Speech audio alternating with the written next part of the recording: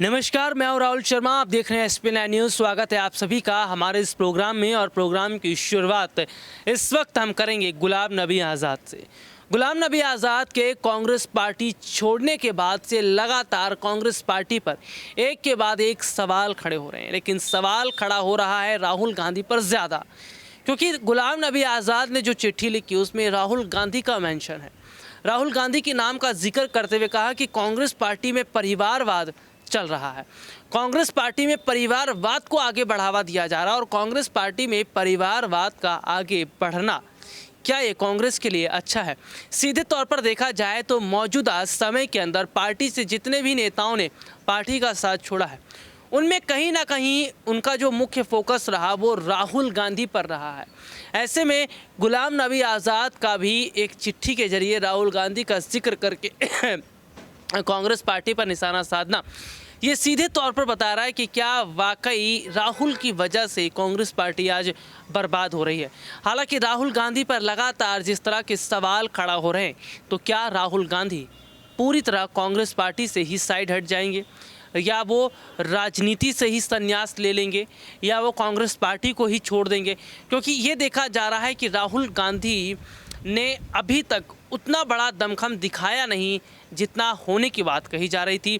माना ये जा रहा था कि भाई राहुल गांधी युवा हैं, युवाओं के बीच उनका क्रेज़ है, युवा वोटर उनके साथ ज़्यादा जुड़ेंगे, लेकिन ऐसा हो नहीं पाया। दरअसल राहुल गांधी के अगर पहले के बयानों का भी जिक्र कर ले तो राहुल गांधी जिस तरह की बयानबाजी उन्होंने दी है, चाहे वो मशीन में आलू डालो सोना निकल जाएगा, या तमाम तरह की बातें उन्होंने की है, वो बात सीधे तौर पर बताती है कि राहुल गांधी को राजनीति की समझ उतनी नहीं है। राहुल गांधी को अभी राजनीति समझना पड़ेगा। हालांकि कांग्रेस पार्टी के तमाम बड़े दिग्गज नेताओं ने ये सीधे तौर पर कहा था कि कांग्रेस पार्टी में बदलाव होना चाहिए। G23 ग्रुप कांग्रेस पार्टी का ग्रुप था, इसमें गुलाम नबी आज़ाद शामिल थे, इसमें कपिल सिब्बल भी शामिल थे और तमाम वरिष्ठ नेता इसमें शामिल थे। लेकिन हम देख रहे हैं कि गुलाम नबी आज़ाद हो या कपिल सिब्बल, ये दोनों ही नेता आज कांग्रेस पार्टी से खुद को अलग कर चुके हैं। गुलाम नबी आज़ाद जो कि अपना एक अलग रास्ता वो चुन रहे हैं, कपिल सिब्बल का जिक्र कर लेते हैं। समाजवादी पार्टी ने उन्हें अपनी टिकट से राज्यसभा भेजा। तो पार्टी के जितने भी वरिष्ठ नेता रहे, पार्टी के जितने भी युवा नेता रहे, वो परिवारवाद की वजह से कांग्रेस पार्टी छोड़ते चले गए। देखिए, इन सब के बीच राहुल गांधी पर ही क्यों सवाल खड़े हो रहे हैं, और क्या असली अगर गलती किसी की देखी जाए तो वो सोनिया गांधी की नहीं है? सोनिया गांधी ने सबसे पहले अपने परिवार को आगे रखा। कांग्रेस पार्टी अध्यक्ष सोनिया गांधी ने राहुल गांधी, प्रियंका गांधी, इनको ज़्यादा महत्व दी, जबकि पार्टी में अन्य नेताओं को महत्व दिया जाना चाहिए था। यही वजह है कि सवाल सोनिया गांधी पर भी खड़े होने चाहिए। अगर सोनिया गांधी कांग्रेस में परिवारवाद को लेकर न चलती, अगर परिवारवाद को खत्म करते हुए पार्टी के और नेताओं को आगे बढ़ाया जाता, तो शायद बहुत बड़े हद तक बदलाव होता नजर आता। कांग्रेस पार्टी पर अभी तक परिवारवाद के ही आरोप लगे हैं, और ये कहा जाता रहा है कि कांग्रेस पार्टी अगर आज डूबी है, अगर आज कांग्रेस पार्टी की हालत बद से बदतर हुई है, तो परिवारवाद के चलते।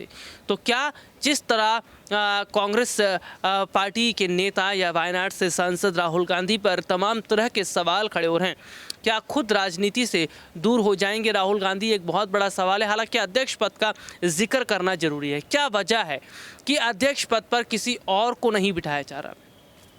दरअसल पार्टी में कोई नेता ऐसा है ही नहीं जो अध्यक्ष पद को संभाल सके। हालांकि कई नामों की चर्चा ज़रूर हुई थी, जिनमें सचिन पायलट का नाम भी था, अशोक गहलोत का नाम था, राहुल गांधी, प्रियंका गांधी, इनका नाम तो खैर था ही था। तो ऐसे में हम देख रहे हैं कि अध्यक्ष पद को लेकर भी कांग्रेस पार्टी में मारामारी है, क्योंकि सोनिया गांधी जो फैसला लेती हैं या सोनिया गांधी जो कहती हैं, उनकी बात को महत्व पार्टी के अंदर ही नेता नहीं देते। जी हाँ, देखिए, सीधे तौर पर देखा जाए, सोनिया गांधी ने कई नेताओं से बहुत पहले कहा था कि वो पार्टी के नेताओं के खिलाफ एक बयानबाजी ना करेंगे, पार्टी के नेताओं पर एक दूसरे जो है वो छींटाकशी नहीं करेंगे। लेकिन आज हम देख रहे हैं क्या एक दूसरे पर निशाना नहीं साधा जा रहा है। देखिए, सीधे तौर पर सोनिया गांधी के हाथ में जो पार्टी की कमान थी, वो पार्टी की लगाम को खींच पाने में वो कामयाब नहीं हो पाई। 2014 से पहले कांग्रेस पार्टी इसलिए मजबूत हुआ करती थी क्योंकि कांग्रेस पार्टी को चलाया जा रहा था। चलाने में अहमद पटेल का योगदान था, गुलाम नबी आज़ाद का योगदान था। मनमोहन सिंह जो इकोनॉमी के बहुत अच्छे ज्ञाता माने जाते हैं, बहुत अच्छे अर्थशास्त्री थे, उनके जरिए पूरी कांग्रेस पार्टी चल रही थी। लेकिन आज हम क्या देख रहे हैं कि कांग्रेस पार्टी में किसी से कोई सलाह तक नहीं ली गई, पार्टी में क्या बदलाव होने चाहिए, क्या नियम बदले जाने चाहिए। और देखिए, परिवर्तन ही संसार का नियम है, ये ज़रूर कहा जाता है। देखिए, परिवर्तन चाहे जहाँ भी हो, चाहे पार्टी में हो, चाहे दूसरे तौर पर हो, परिवर्तन परिवर्तन होता है। और बीजेपी ने बीच बीच में खुद को अपग्रेड किया है। बीजेपी ने वक्त रहते रहते न सिर्फ युवाओं को आगे बढ़ाया बल्कि बहुत बड़े स्तर पर फेरबदल भी किए। यही वजह है कि बीजेपी एक लंबा प्लान लेकर चल रही है। जी हाँ, 2045 तक का टारगेट अगर बीजेपी लेकर चल रही है तो ऐसे ही नहीं चल रही है। खैर, यहाँ पर बात गुलाम नबी आज़ाद की कर रहे थे, तो क्या गुलाम नबी आज़ाद की नाराज़गी इतनी बढ़ गई है कि अब वो वाकई कांग्रेस से अलग होकर अपना रास्ता अलग देख रहे हैं? और क्या आज़ाद को मनाने के लिए सोनिया गांधी का कोई बड़ा कदम रहेगा?